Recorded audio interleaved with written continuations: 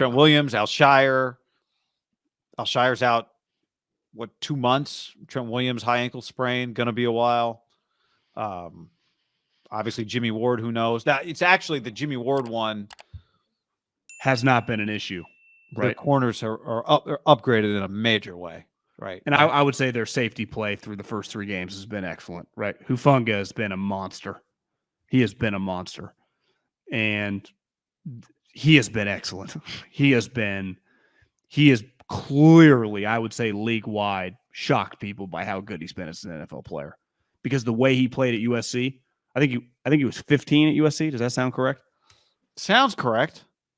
It felt like when you watch USC during the Clay Helton era for a couple years when they were just pretty average, he made so many plays. And I think the knock on him was like, tweener, not big enough to play linebacker, but he's not going to be fast enough to play safety. And it's why scheme fit in the NFL is so big. Like, yeah, he's never going to play like Ed Reed. He's never going to travel like Earl Thomas and cover ground. But if you leave him up near the line of scrimmage, why is it so hard to run on the Niners? Well, they got a good defensive line. They have excellent linebackers, and they got Hufanga. I mean, it's like, holy shit. It's going to be, you're going to have to pass on them. And then they feel pretty good about their DBs. And if you're passing consistently, the Niners pass rush in their DBs. So it's crazy. They have a major issue right now. It's all offense. And you would say, luckily, and this is back to what we were talking about originally, I'm not going to act like this guy just some scrub now. Like I don't view Kyle Shanahan like Chip Kelly was once a genius and was taking the sport by storm. Now I would say if you just polled most people, they would say, yeah, he never changed, never adapt. He's been doing the same things. And hopefully Washington kicks his ass Friday night. But that's me talking. Ultimately, like Kyle Shanahan has always had different pitches, adapted. But you lose Trent Williams, like that immediately throws off your run game. Obviously, from a passing standpoint, with a passer who's pretty flawed, you're going to be in situations where on the left side and now the right side are both can be liabilities on any given play. Because for Trent Williams to get beat, like that's the highlight of one of that pass rusher's year, right? Now it's like McKivitz. You got to be, imagine being over the next month, every team that plays the 49ers, if being in the D-line room and getting ready for that week, like 71's not playing. Like obviously like this week, the Rams, like how excited that defensive line is. They got to be circling like we're winning this game. I bet the number one thing that Raheem Morris and that unit is saying is like, we're going to take control of this game, right? We're going to fucking overwhelm them. Because it felt like early on. Don't you think that's what D'Amico's telling his guys? 100%. But that's what the Niners have been telling everybody for the last several years. They have just had, when their offensive line has been solid, right? It was overload McGlinchey's side. And what happened before Trent Williams got injured? When some of their pressures, it was like they were kind of loading up on the right side over Burford and McGlinchey. And they were getting pressure, smoking McGlinchey and causing havoc. That's where the safety came from. Now, like why I would treat them both as equals. We'd be equal opportunists. We'll come from both sides. Why would you waste time over 71? And definitely last year, 71 and Tomlinson. It was that was a core side. That was one of the best. I would imagine that was one of the better left and right, left guard, left tackles combination. Might have been number one in the league. Yeah. Now this week, it's probably like potentially, it's like the Rams. It's shitty. The reason you waste time over there is because they're going to run that way. Right?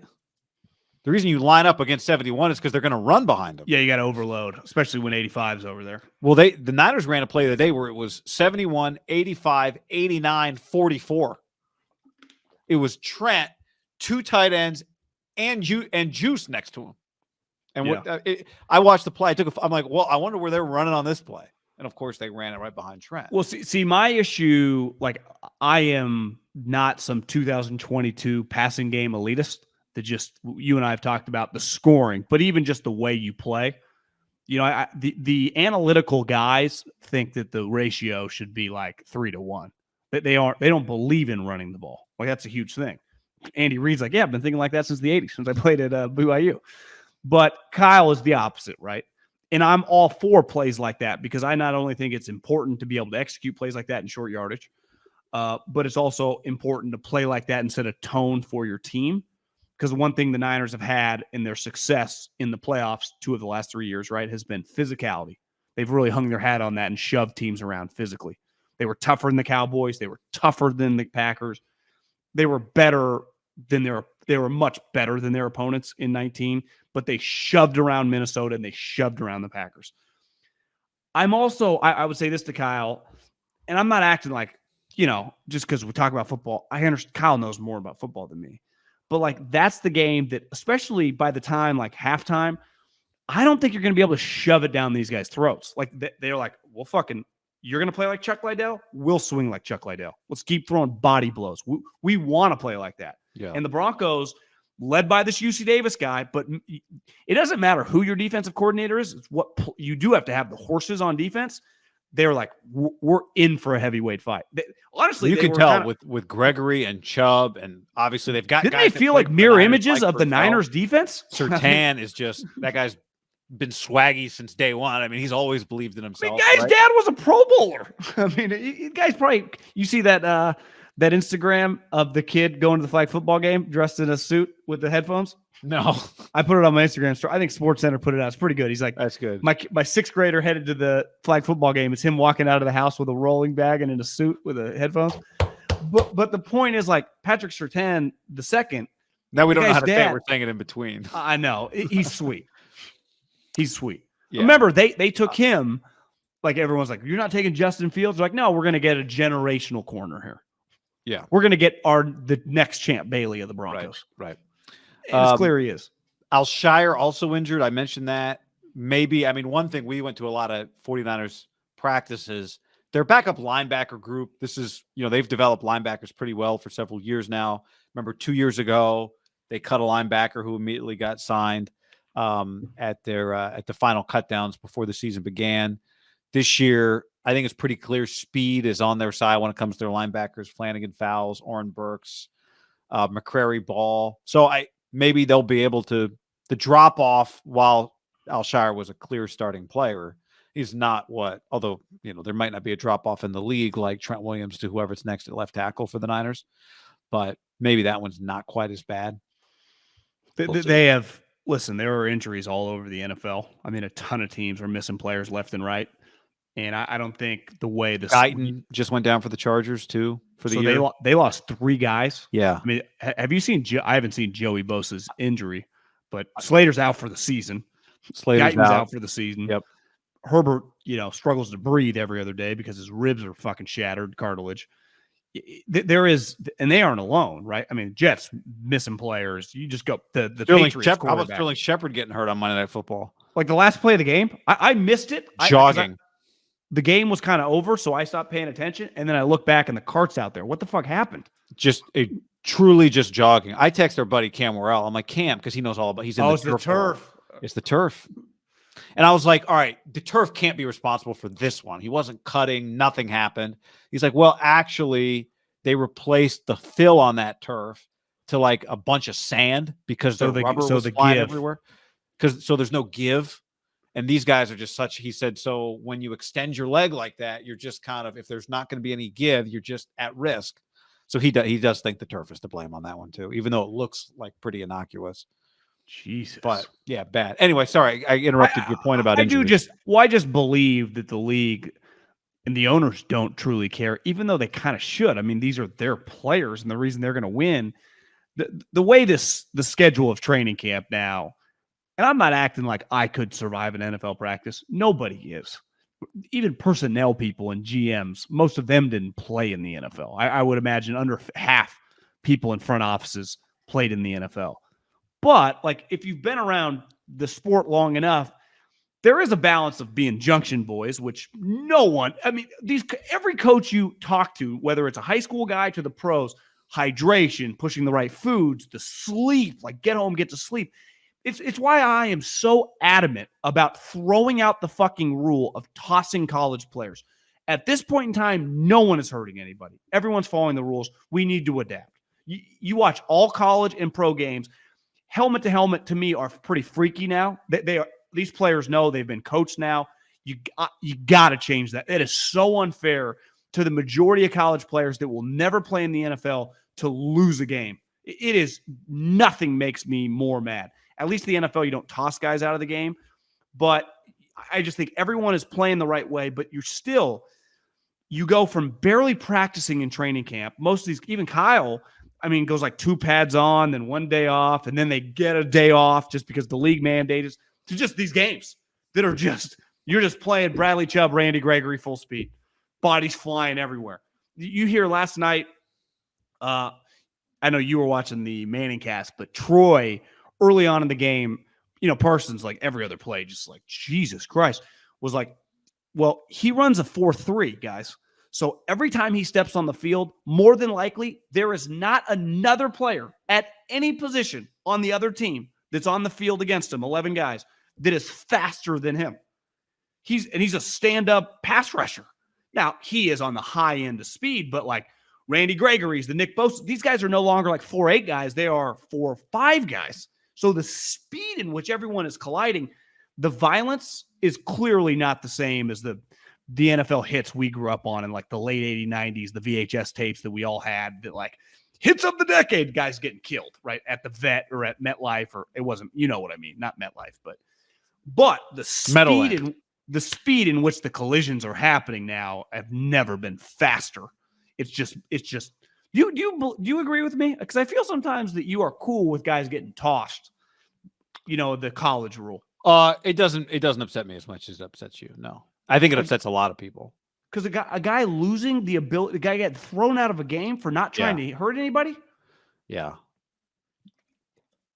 I generally don't like it. I don't hate it as much as you do. I hate it because I think it's so unfair to the human. Right. No one's trying to hurt anybody.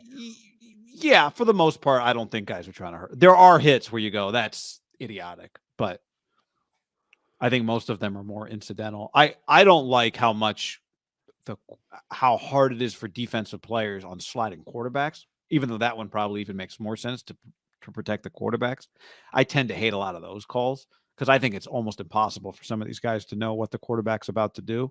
There was a play last night where Daniel Jones slid, and you could tell the DB, the defender laid up, but he kind of reacted like, I mean, Daniel Jones could have just run right by me. There's nothing I would have done because I guessed that he was going to slide. Well, college changed that rule. I don't think the pros did, right? The Kenny Pickett rule, the fake slide. Yeah, I don't know I don't think it's an NFL rule. But college changed. It's a college rule. You can't fake slide. You're just down where you fake slid. Yeah.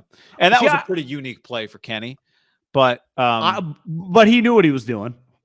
100% he knew what he was doing. I'm just saying that play, I think generally it's pretty hard to pull off. It kind of worked out perfectly for him. I don't think he did it like went into the run. Maybe he did. I don't know.